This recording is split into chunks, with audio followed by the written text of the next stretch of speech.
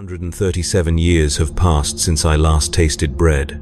437 years since I was called anything other than Brother Cassius of the Blood Ravens' Third Company. They tell the children of the Imperium that we are angels, living gods wrapped in blessed armor descended from the Emperor's own genetic legacy to protect humanity from the darkness beyond the stars. In their picture books and cathedral murals, we shine like silver saints, our bolters singing hymns of righteousness as we cut through heretic and alien alike. The propaganda feeds speak of our glory, our honor, our eternal vigilance. What they never speak of is the price. What they never tell you is that to become an angel, you must first learn to forget you were ever human. I was 11 when the chaplains came to our world, 11 years old, playing war games in the agricultural fields with my younger brother Matthias while our parents worked the harvest lines. The sky was the color of burnished copper that day, heavy with the promise of rain that would never come. The drought had lasted 6 months, and the planetary governor's tithes remained unchanged. People were beginning to whisper words that would have earned them a flogging in the capital, but in the outer settlements, desperation breeds loose tongues. The thunder started just after midday prayer. Not the rumble of weather, but something deeper, more mechanical. Matthias and I climbed the tallest grain tower in our sector to get a better look, our small hands gripping the rusted ladder rungs as we ascended toward the sound. What we saw changed everything. Drop pods. 12 of them, descending through the atmosphere like falling stars, their retro thrusters carving bright scars against the copper sky. They struck the Earth in perfect formation, each impact crater precisely calculated to surround our settlement without damaging the harvest infrastructure. When the smoke cleared and the ramps lowered, they emerged, Space Marines of the Blood Ravens chapter. Even at 11, even as a simple agri-world child who had never seen anything more threatening than a pack of feral groks, I knew what they were. Every citizen of the Imperium knows.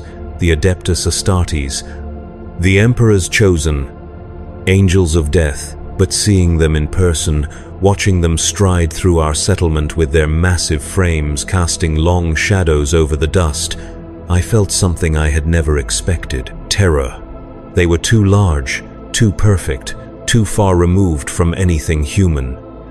Their armor sang with embedded hymns as they moved, each footstep creating small tremors in the ground beneath us. When they spoke, their voices carried the mechanical resonance of vox amplifiers, turning simple words into pronouncements from on high. They had come for recruitment, they announced. The chapter required new aspirants, and Viridia Prime had been selected for the honor of contributing to the Emperor's armies. My mother wept when they called my name. Not tears of joy, as the settlement administrator assured everyone, but something deeper, something that spoke of loss and endings rather than glory and honor. She knew, somehow, what the rest of us were only beginning to understand. Her son would leave that day, but he would never return. The thing that came back, if anything came back at all, would wear his face but carry none of his heart. The selection process was swift and merciless. Physical examination, genetic screening, psychological evaluation. Of the 300 children in our settlement between the ages of 10 and 12, only 7 passed the initial requirements. I was among them. Matthias was not. I still remember the look in his eyes as the chaplain's servo skull completed his biological scan and moved on without recording his data. Relief and disappointment warred in his expression, and I found myself envying him even as I felt proud of my own selection. We were allowed no farewells, no final meals with our families, no last nights in familiar beds. The chaplains explained that attachment to our former lives would only weaken us in the trials ahead. We were no longer the children of Viridia Prime.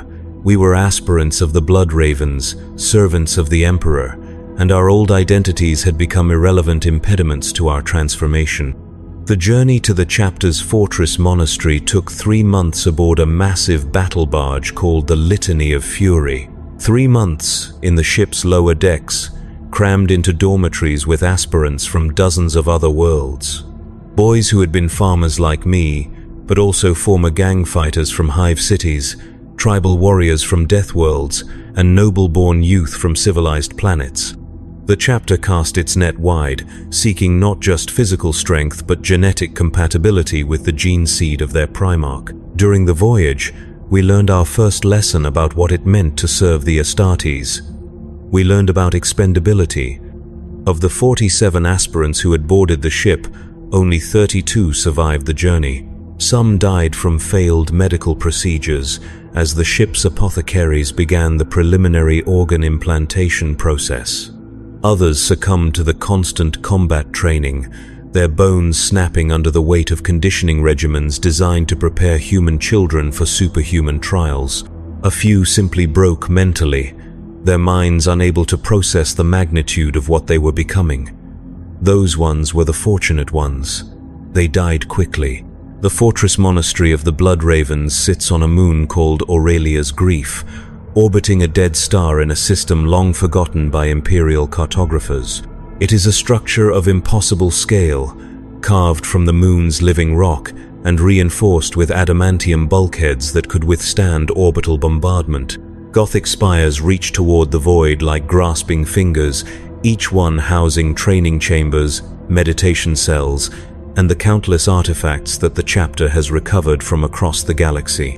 Walking through its corridors for the first time, I felt the weight of history pressing down on me.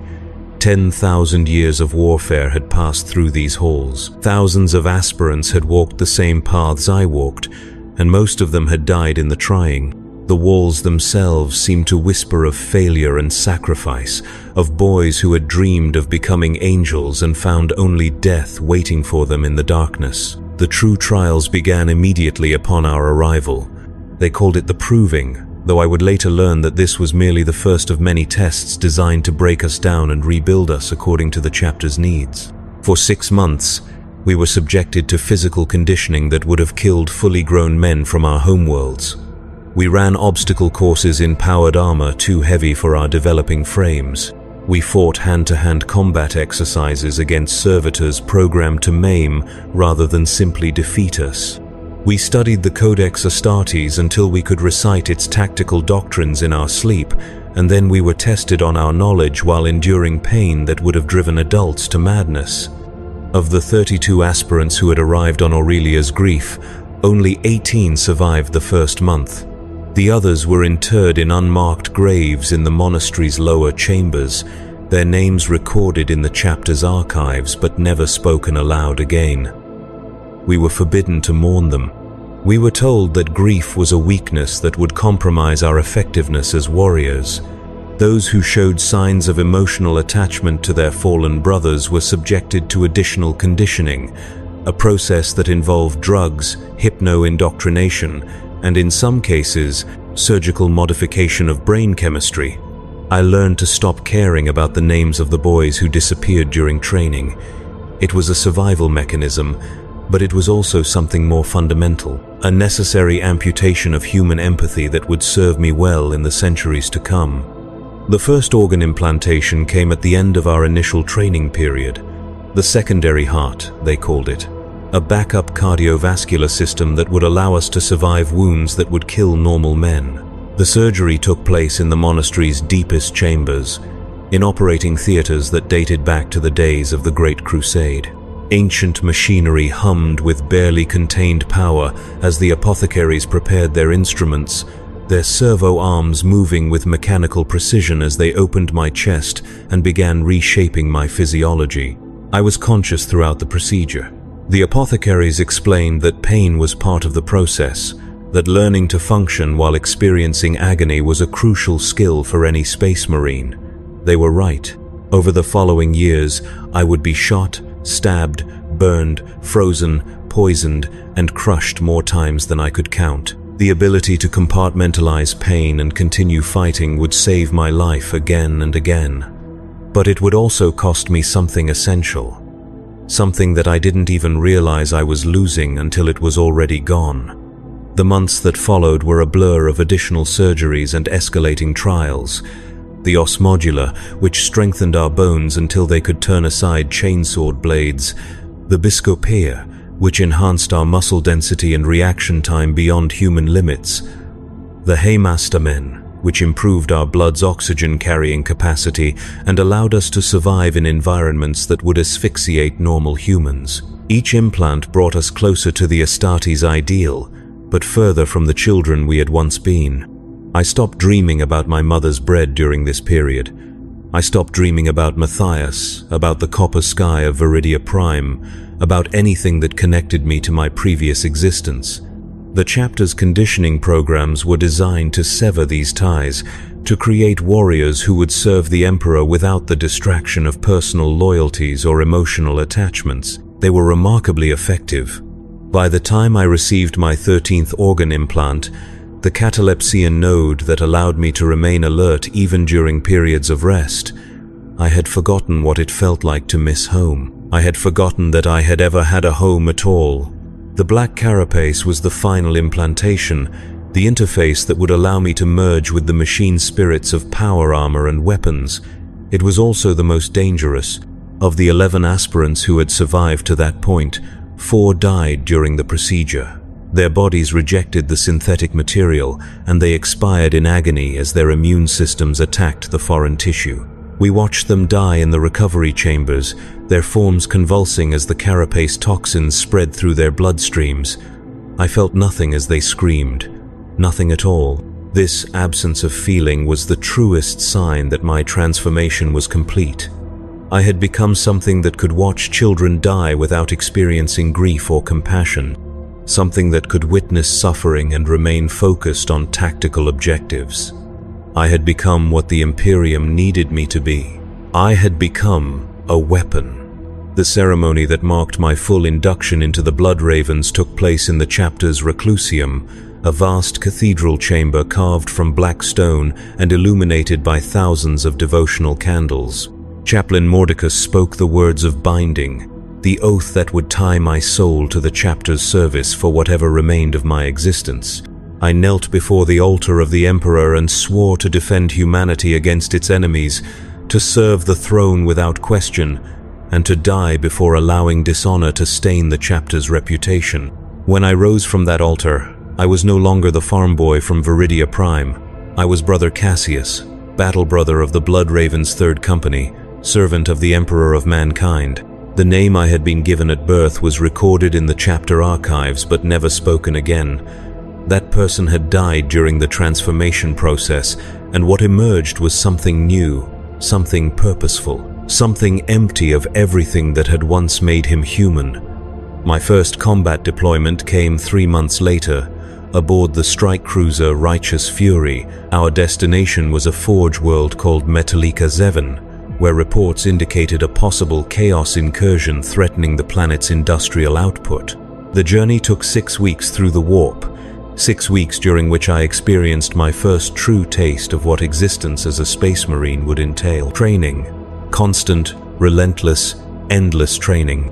We practiced boarding actions in the ship's mock-up corridors, fighting room-to-room battles against servitors programmed with the tactical patterns of known enemy forces. We studied enemy psychological profiles until we could predict heretic behavior with mathematical precision.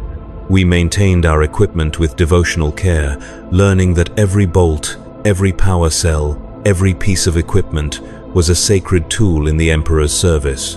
We prayed, we meditated, we prepared our minds for the certainty of violence that awaited us on every world we would ever visit. But mostly, we learned to function as a unit.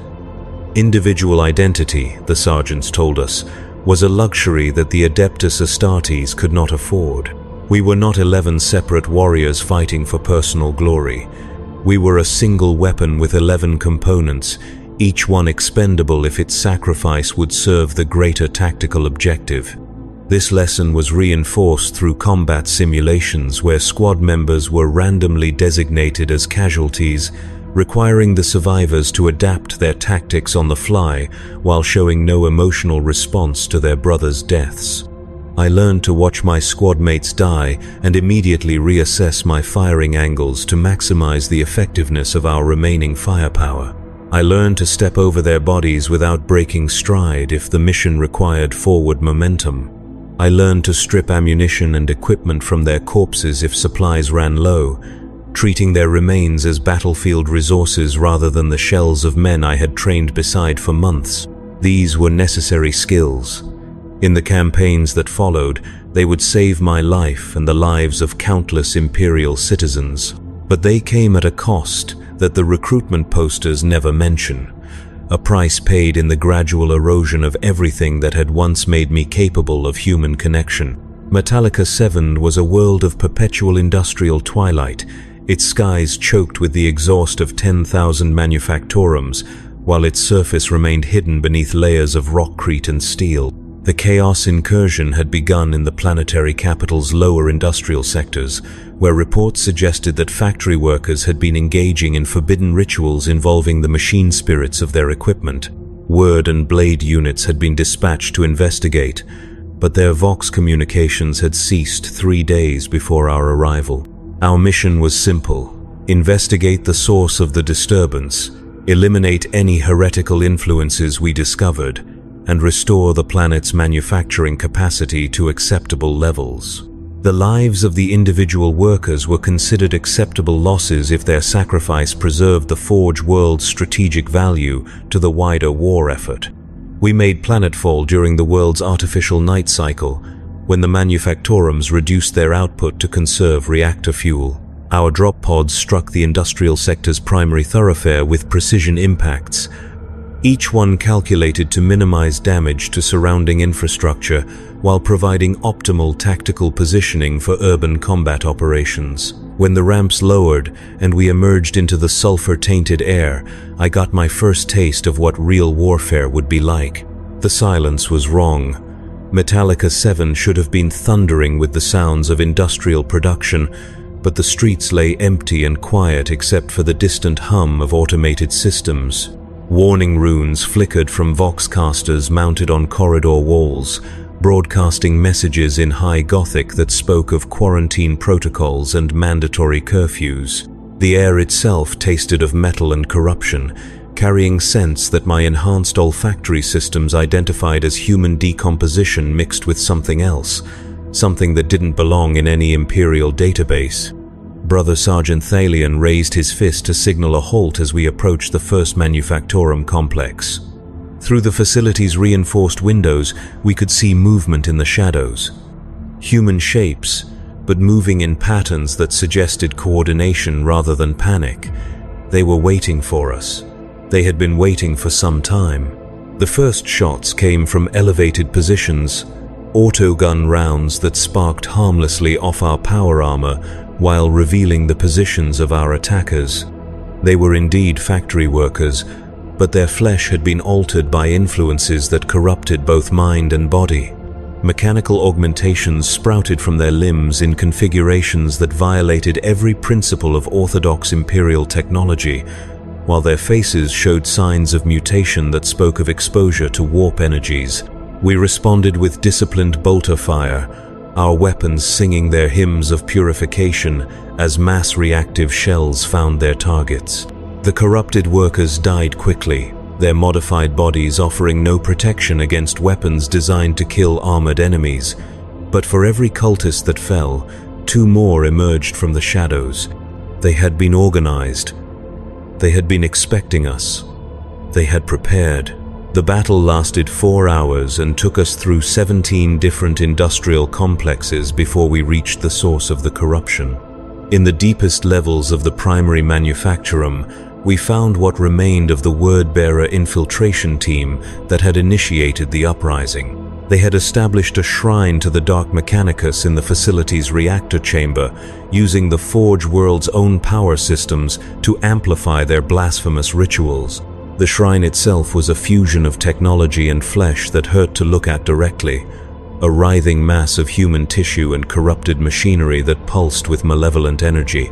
Standing before the shrine was something that had once been human, but now served as a vessel for the powers that dwelt in the warp. It spoke to us in voices that belonged to the dead workers, promising us knowledge that would surpass the limited understanding of the Omnissiah. It offered us power beyond the crude augmentations of our gene seed, evolution beyond the restrictions of our flesh. It showed us visions of what we could become if we abandoned our loyalty to the corpse emperor and embraced the truth of chaos. I felt nothing as I raised my bolter and put 6 mass-reactive rounds through its center mass. Nothing except satisfaction at the successful completion of our mission parameters. The corrupted being collapsed into constituent flesh and metal components, its death cry echoing through the reactor chamber as the shrine's power source flickered and died. The corruption that had spread through Metallica the Seven's industrial sector would wither without its focal point, and the planet's manufacturing capacity could be restored within standard parameters. We had won our first victory. We had served the Emperor. We had protected the Imperium from the influence of chaos. Everything had proceeded exactly as our training had prepared us to expect. But as we prepared to extract from the facility, Brother Varian made an observation that would haunt me for decades afterward. The corrupted workers, he noted, had fought with desperate courage, even though they faced impossible odds. They had died defending something they believed in, something that had given their lives meaning beyond mere survival. Their corruption had been absolute, their damnation certain, but they had died with purpose. We, by contrast, had killed them efficiently and without emotion. We had served our function perfectly, but we had felt nothing while doing so. No anger at their heresy, no satisfaction at their defeat, no grief for the lives they had wasted in service to dark powers. We had simply eliminated them because our orders required it, the same way we might repair a damaged piece of equipment or clean the barrel of a bolter. This realization should have troubled me, but it didn't. I had been conditioned to see this emotional emptiness as strength rather than loss. But sometimes, in the quiet moments between missions, I would find myself wondering what it might feel like to care about something enough to die for it, to believe in something so deeply that death seemed preferable to abandonment of that belief. I would never know. The conditioning that had made me an effective warrior had also made me incapable of that kind of faith. I served the Emperor because I had been programmed to serve, not because I had chosen to believe. I fought chaos because my orders required it, not because I understood why their influence was worth opposing. I protected humanity not from love but from duty, and duty without love is simply obedience to authority. This is what they don't tell you about becoming a space marine. Yes, you gain strength beyond human limits. Yes, you acquire weapons and armor that make you nearly invincible against conventional threats. Yes, you become part of something larger and more significant than any individual could hope to achieve alone. But you lose the ability to choose your own path. You lose the capacity for doubt, for questioning, for the kind of independent thought that might lead you to make decisions based on personal conviction rather than institutional obligation. You lose the ability to form meaningful relationships with other human beings because you are no longer human yourself. You become a tool in service of an ideal that you can no longer truly comprehend because you lack the emotional capacity to understand what makes that ideal worth preserving. The campaigns that followed Metallica 7 blended together into a continuous cycle of violence and victory. Orc incursions on agri-worlds where we slaughtered greenskins by the thousands while the local populations cheered our arrival. Tau expeditions on industrial planets where we fought running battles against pulse rifle formations and battlesuits that could match our power armor pound for pound. Tyrannid swarms on death worlds where we held defensive positions until ammunition ran low and then continued fighting with combat knives and bare hands until reinforcements arrived or we died in the attempt. Each campaign taught me new lessons about warfare, about tactics, about the countless ways that enemies of the Imperium could be killed or neutralized. I learned to read battlefield conditions at a glance, to adapt our squad's firing patterns to maximize casualties while minimizing ammunition expenditure. I learned to identify weak points in enemy formations and exploit them with surgical precision.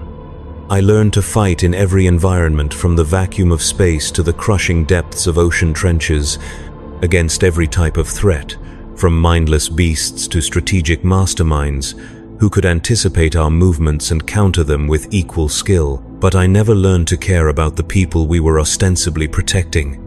The billions of Imperial citizens who lived and died according to the outcomes of our battles remained abstract concepts rather than individuals worthy of personal concern. They were strategic assets to be preserved when possible, and acceptable losses when necessary. Nothing more, nothing less. This emotional detachment served me well when we were deployed to deal with rebellion on civilized worlds. Worlds where Imperial citizens had been led astray by charismatic leaders who promised them better lives if they threw off the yoke of Imperial taxation and regulation.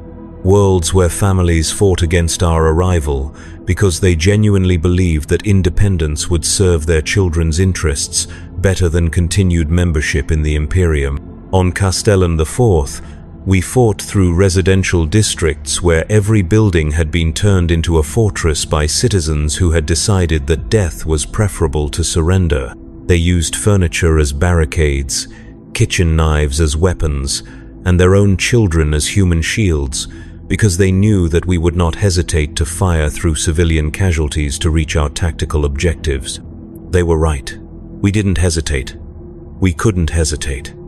The conditioning that had stripped away our capacity for empathy had also eliminated our ability to recognize the moral complexity of situations where good people found themselves on the wrong side of Imperial policy. I killed a woman on Castellan IV who was trying to evacuate her infant son from a building that we needed to secure for strategic reasons. She was unarmed, posed no threat to our mission, and was clearly attempting to preserve innocent life rather than resist our operations. But she was in our way, and eliminating obstacles was part of our function. I put a single bolt round through her center mass and continued advancing without breaking stride.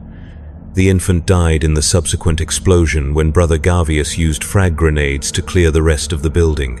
I felt nothing, no regret, no guilt, no sense that I had committed an act that might be worthy of moral consideration. The woman had been a tactical problem that required a tactical solution. Her death had served the Emperor's interests by allowing us to complete our mission more efficiently. The infant had been an acceptable casualty in service of the greater strategic objective. These were facts, not tragedies. But that night, during the meditation period that followed every combat operation, I found myself trying to remember what the woman had looked like, not for any emotional reason, but because I realized that I could not form a clear image of her face, even though I had killed her less than 6 hours earlier. She had been human, female, approximately 30 standard years in age, but beyond those basic tactical details, she had not registered as worthy of memory. She had been an obstacle, nothing more. This troubled me not because I felt guilt about her death, but because it suggested that my conditioning might be interfering with my ability to process tactical intelligence. If I could not remember the faces of enemies I had killed, how could I be certain that I was not overlooking important details that might prove relevant to future operations? If civilians had become so abstract in my perception that I could not distinguish one from another, how could I accurately assess population compliance levels or identify potential resistance leaders? I brought these concerns to Chaplain Mordicus during my next confession session. He listened to my report with the mechanical attention that all chaplains brought to matters of spiritual maintenance, then informed me that my observations were evidence of successful conditioning rather than cause for concern. The ability to eliminate obstacles without emotional interference was precisely what the chapter required from its battle brothers. The fact that I could no longer perceive individual civilians as significant suggested that I had successfully transcended the limitations of human empathy that might otherwise compromise my effectiveness. He was right, of course. Over the following decades, my inability to form meaningful memories of the people I killed would prove strategically valuable in countless situations. I could fight through civilian areas without the hesitation that might give enemies opportunities to exploit my positioning. I could make triage decisions about casualty evacuation without being distracted by personal attachment to wounded comrades. I could sacrifice squad mates when necessary without experiencing the grief that might cloud my tactical judgment. But it also meant that I would never again experience the satisfaction of protecting something I cared about. Victory became a technical achievement rather than an emotional reward. Survival was simply the continuation of function rather than something to be celebrated. Success meant nothing more than the completion of assigned objectives according to acceptable parameters. This is the price of becoming an angel. You gain the power to protect humanity, but you lose the ability to understand why humanity is worth protecting. You become capable of incredible acts of heroism, but you can no longer comprehend what makes heroism meaningful. You serve the greatest cause in human history, but you cannot remember why that cause matters to the people whose lives depend on your service. The centuries passed. Campaigns blended into campaigns until I could no longer distinguish one battlefield from another without consulting my personal mission logs. I was promoted to veteran status after my first century of service, then to sergeant after my second. The Blood Ravens recognized my tactical competence and granted me command responsibilities that allowed me to shape the combat effectiveness of entire squads. I trained new battle brothers in the methods that had served me well, passing on the lessons I had learned about the necessity of emotional detachment and absolute obedience to orders. I was, by all objective measures, a success. My kill count exceeded chapter averages by significant margins. My squads consistently achieved mission objectives with minimal casualties and maximum efficiency. My tactical innovations were incorporated into standard operating procedures and distributed to other companies. I had become exactly what the recruitment posters promised, a living weapon in service of humanity's protection. But success brought its own revelations. As I gained experience and seniority within the chapter, I began to observe patterns in our deployment assignments that suggested certain uncomfortable truths about the nature of our service. We were not primarily deployed to defend humanity against external threats, as the propaganda suggested. We were deployed to enforce compliance with imperial authority, regardless of whether that authority served the interests of the populations we protected. On Vos Prime, we suppressed a worker uprising that had been triggered by the planetary governor's decision to increase factory output quotas while reducing nutritional allowances. The workers had not been corrupted by chaos or influenced by Xeno's manipulation. They had simply reached the conclusion that their current living conditions were unsustainable and that organized resistance might improve their circumstances. They were wrong, of course. Our intervention ensured that their living conditions became significantly worse, but their compliance with imperial taxation requirements improved dramatically. On Mordian, we participated in the pacification of a religious movement that had developed interpretations of the imperial creed that differed from orthodox ecclesiarchy doctrine. Their heresies were minor, involving questions about the precise nature of the emperor's divinity that had been debated by theological scholars for millennia. But their growing influence threatened the authority of local church officials, and authority could not be allowed to appear uncertain. We killed approximately 40,000 civilians during the 3-week campaign that followed, including the entire population of 6 settlements that had embraced the heretical teachings. On Necromunda, we supported Arbites operations against gangs that had been interfering with the collection of imperial tithes from Hive City industrial sectors. The gangs were brutal organizations that preyed on civilian populations for their own profit, but they were also the only effective check on the power of corporate overlords whose exploitation of workers exceeded even imperial standards for acceptable resource extraction. Our elimination of gang resistance resulted in measurably improved tithe collection, but it also led to working conditions that killed more civilians in the following year than gang violence had killed in the previous decade. Each of these campaigns was a tactical success. Each one achieved its stated objectives with minimal expenditure of chapter resources. Each one strengthened imperial control over populations that might otherwise have developed independence movements or resistance organizations. Each one served the emperor's interests by ensuring continued compliance with centralized authority. But they also served to illustrate the fundamental contradiction at the heart of Space Marine existence. We were created to protect humanity, but we spent most of our time killing humans who had reached conclusions about their own interests that differed from those of Imperial administrators. We were sold as humanity's guardians, but we functioned as humanity's wardens. We preserved the Imperium not by defending it against external threats, but by ensuring that internal dissent could never develop into effective resistance. This realization should have troubled me, but it didn't.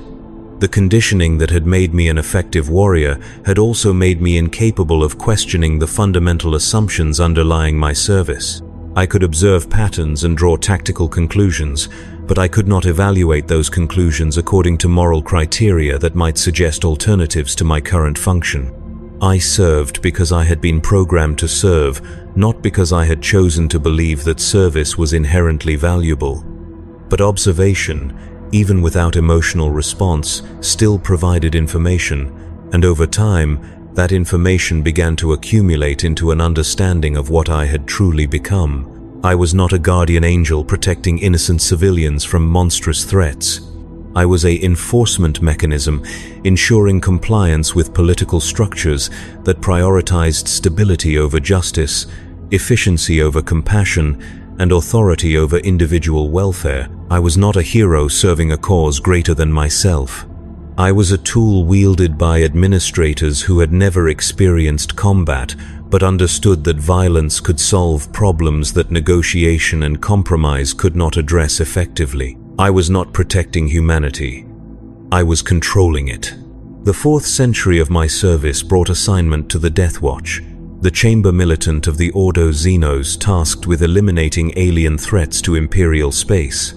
This should have been a return to the simple clarity of the Metallica 7 campaign: clear enemies, obvious objectives, straightforward tactical solutions. Aliens were not human. They could not claim Imperial citizenship or appeal to human sympathy. They could be killed without moral ambiguity because their very existence threatened human survival. But even the Death Watch could not provide the clarity I had hoped for. My first assignment was the elimination of a Tau diplomatic mission that had been attempting to establish trade relationships with Imperial worlds along the Damocles Gulf. The Tau were offering advanced medical technology in exchange for raw materials that their expanding empire required for continued industrial growth. Several planetary governors had expressed interest in the proposed arrangements, seeing opportunities to improve living conditions for their populations while maintaining acceptable tithe levels for the administratum. The Ordo Xenos had determined that these negotiations represented an unacceptable security risk, not because the Tau were planning military action against Imperial worlds, but because their diplomatic success might encourage other Xenos species to attempt similar approaches. The Imperium's official policy toward alien life was extinction rather than coexistence, and any deviation from that policy would be interpreted as weakness by enemies throughout the galaxy. We eliminated the Tau delegation during a formal dinner hosted by the governor of Pavonis. 43 aliens died in the initial assault, along with 17 human negotiators and 26 civilian staff members who had been present when we breached the dining facility. The governor himself survived because his security detail had been briefed on our operational timeline, but he was later executed for treason by an Ordo Hereticus tribunal that found his participation in the negotiations to be evidence of corruption by alien influence. The tactical execution was flawless. No Tau survived to report the incident to their superiors, and the elimination of human witnesses ensured that word of our intervention would not spread to other worlds where similar negotiations might be taking place. The diplomatic mission disappeared without trace, allowing the Imperium to maintain plausible deniability while discouraging future alien attempts at peaceful contact. But the intelligence reports we recovered from the Tau delegation revealed information that complicated the simple narrative of alien threat that justified our actions. The Tau had indeed been attempting to establish trade relationships with Imperial worlds, but their motivations were not the expansionist conquest that Ordo Xenos briefings had suggested.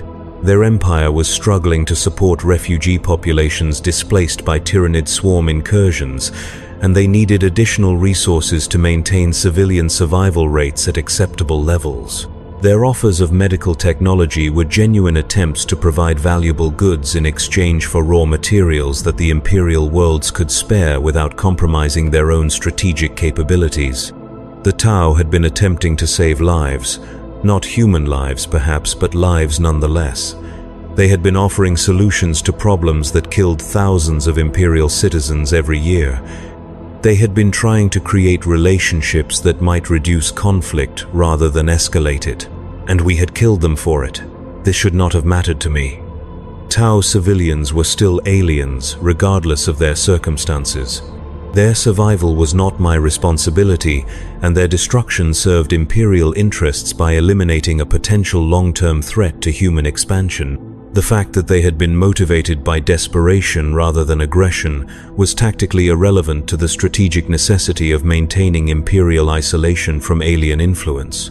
But for the first time in 3 centuries, I found myself questioning whether the completion of mission objectives necessarily constituted a successful outcome, not from any emotional attachment to the dead Tau, but from a tactical perspective that considered longer-term consequences rather than immediate results. The elimination of the diplomatic mission had indeed prevented the establishment of trade relationships that might have encouraged other aliens to attempt similar approaches.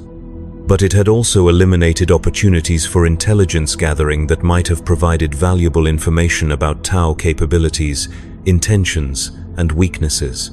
It had strengthened imperial isolation, but it had also eliminated potential allies against Tyranid incursions that threatened both human and Tau populations. It had preserved ideological purity, but it had sacrificed strategic flexibility that might prove crucial in future conflicts. These observations troubled me not because I felt regret about the deaths we had caused, but because they suggested that the decision-making processes that governed our deployment might be prioritizing abstract principles over concrete results. If the Imperium's survival was truly our primary objective, then shouldn't we be willing to compromise on ideological positions when such compromises offered strategic advantages? If protecting humanity was our ultimate goal, then shouldn't we be willing to work with aliens when such cooperation served human interests? But the conditioning that had made me an effective warrior had also made me incapable of pursuing such questions to their logical conclusions. I could observe inconsistencies in imperial policy, but I could not evaluate whether those inconsistencies were problems that required solutions or necessary sacrifices in service of objectives that I was not qualified to understand. I could identify tactical alternatives that might achieve better outcomes, but I could not determine whether better tactical outcomes were necessarily preferable to outcomes that better served political or theological considerations that superseded purely military concerns. I served because I had been programmed to serve.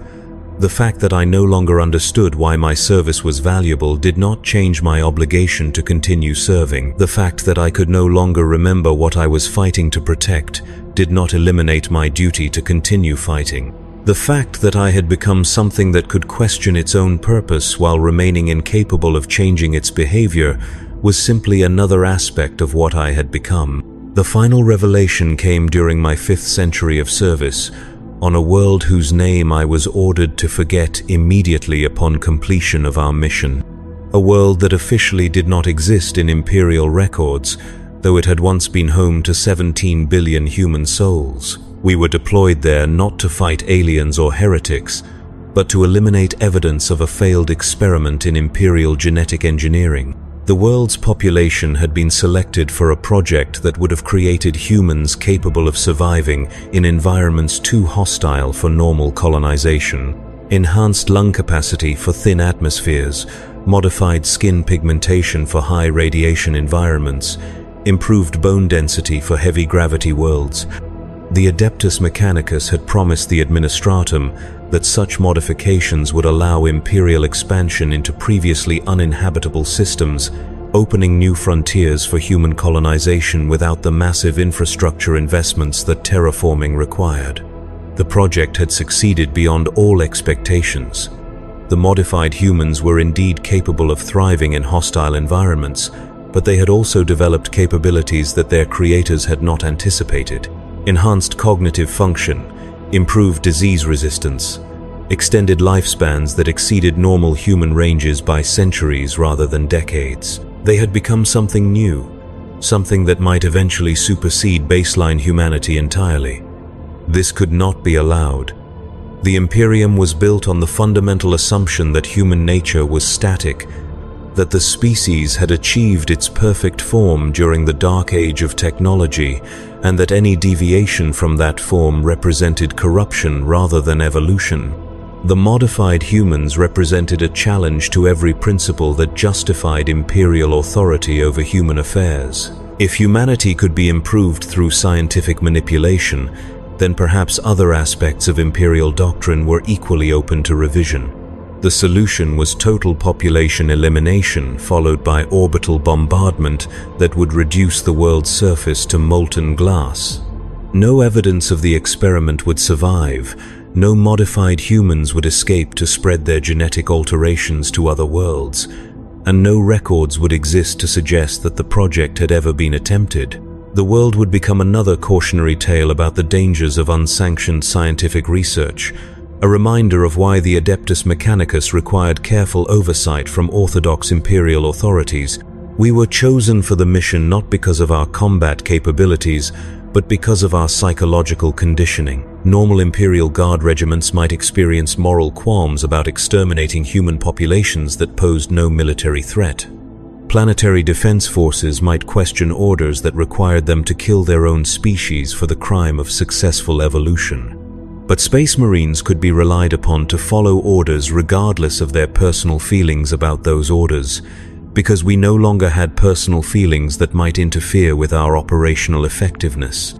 The campaign lasted 6 months, not because the modified humans offered significant military resistance, but because 17 billion individuals required time to locate and eliminate even with orbital support. They had built cities that extended deep underground, anticipating that their world's hostile surface conditions might require extensive subterranean development. They had developed technologies that allowed them to remain hidden from our scanning equipment for extended periods.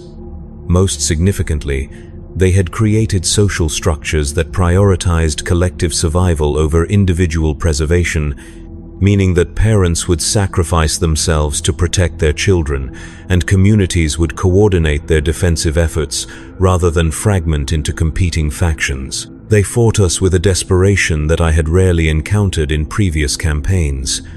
Not the mindless fury of chaos cultists or the mechanical determination of Tau warriors, but the calculated ferocity of people who understood exactly what our victory would mean for them and their children. They knew that we had not come to conquer their world or demand their compliance with imperial authority. They knew that we had come to eliminate them entirely, to erase their existence so completely that no trace of their achievements would survive to inspire others. They fought like humans, defending their families, their homes, their future. They fought with the kind of passionate commitment that I had observed in the corrupted workers on Metallica the 7, but directed toward preservation rather than destruction. They fought for something they loved more than life itself, something that made death preferable to surrender. And we killed them all. Every man, woman, and child. Every family line, every cultural tradition, every technological innovation that might have improved the human condition. We eliminated a civilization that had achieved in 3 generations what the Imperium had been struggling to accomplish for 10,000 years, not because they threatened humanity, but because they represented what humanity might become.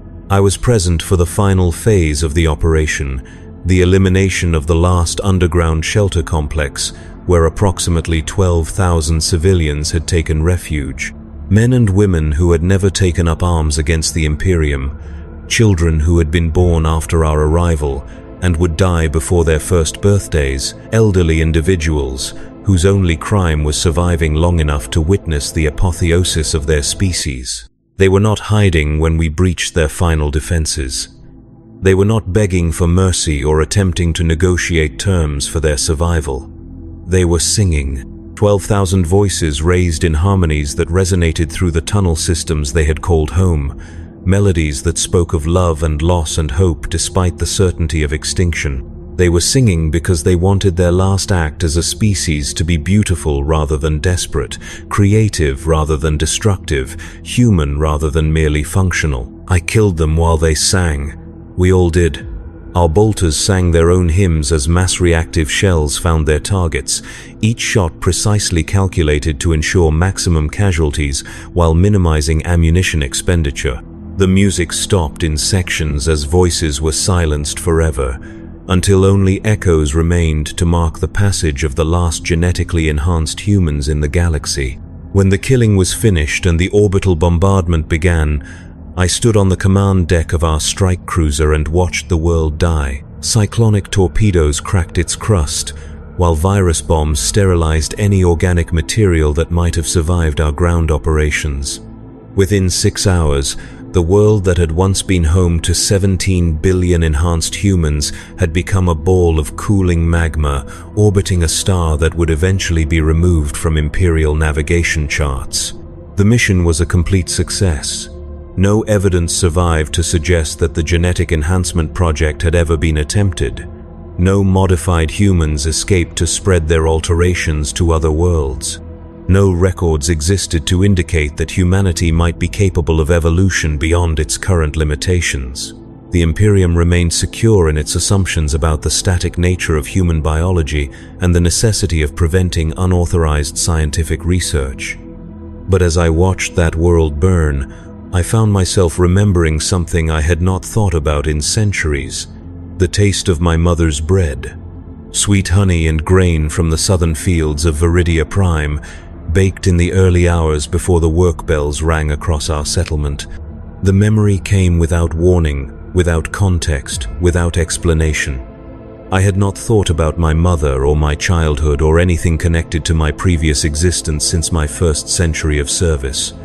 The conditioning that had made me an effective warrior had successfully eliminated such attachments as unnecessary impediments to my function. Yet somehow, watching the destruction of 17 billion people who had died singing, I remembered what it felt like to be human. I remembered what it felt like to taste something made with love rather than mere nutritional necessity. I remembered what it felt like to anticipate pleasure rather than simply endure existence. I remembered what it felt like to be part of something that existed for reasons beyond tactical efficiency and strategic advantage. And I realized what I had lost. Not just my humanity, which I had been taught to regard as a necessary sacrifice in service of a greater cause. Not just my capacity for emotional response, which I had been conditioned to see as weakness that would compromise my effectiveness as a warrior. I had lost the ability to understand what made life worth living, what made survival worth struggling for, what made existence preferable to extinction. The enhanced humans had died singing because they still remembered what it meant to be human despite their genetic modifications. They had preserved something that I had been systematically stripped of during my transformation into an instrument of imperial will. They had remained capable of love, of hope, of beauty, of all the things that gave meaning to existence beyond mere biological function. I had become something that could eliminate beauty without comprehending what beauty was. I had become something that could destroy love without understanding what love meant. I had become something that could extinguish hope while remaining ignorant of what hope offered to those who possessed it. I had become the perfect servant of an empire that preserved humanity by destroying everything that made humanity worth preserving. But this realization changed nothing. I could observe the loss without regretting it, understand the sacrifice without questioning its necessity, recognize the price without considering it excessive. The conditioning that had created these capabilities had also ensured that I would continue serving regardless of my personal assessment of that service's value. I was incapable of rebellion, incapable of doubt, incapable of choosing a different path, even if I could imagine what such a path might entail. I was exactly what the Imperium needed me to be. Nothing more, nothing less. The centuries since that nameless world have blended together into an endless cycle of deployment and victory, conflict and resolution, service without purpose or satisfaction or hope of anything beyond continued service. I have killed millions of enemies of the Imperium, protected billions of imperial citizens, and preserved the stability of countless worlds against threats both internal and external. I have served the Emperor faithfully for over 400 years, and I will continue serving until battle damage or age finally claims my enhanced physiology. I am a hero of the Imperium, a living legend, a guardian angel protecting humanity from the darkness beyond the stars. Children throughout Imperial space dream of becoming what I have become, imagine themselves wielding the weapons I carry, and wearing the armor that has turned aside countless attacks.